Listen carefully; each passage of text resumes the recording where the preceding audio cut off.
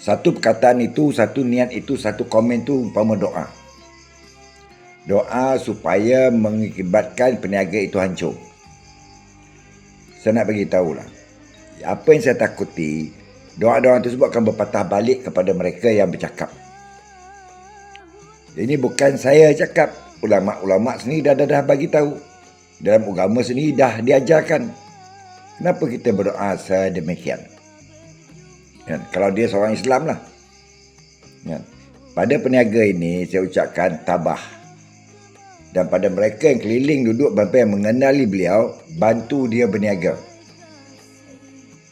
Dengan kurang upaya, tapi dia gigih, dia tidak minta-minta. Kalau anda tak suka kedai dia, warung dia ataupun perniagaan dia, makanan dia jangan masuk. Jangan beli.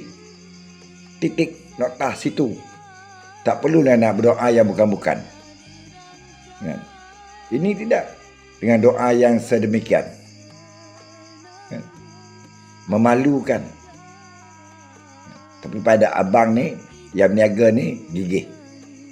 Pedulikan apa orang kata pada mereka yang ada keliling, yang mengenali dan mengetahui di mana beliau berniaga, bantu dia.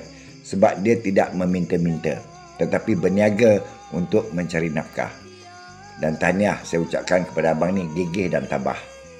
Selamat berpuasa.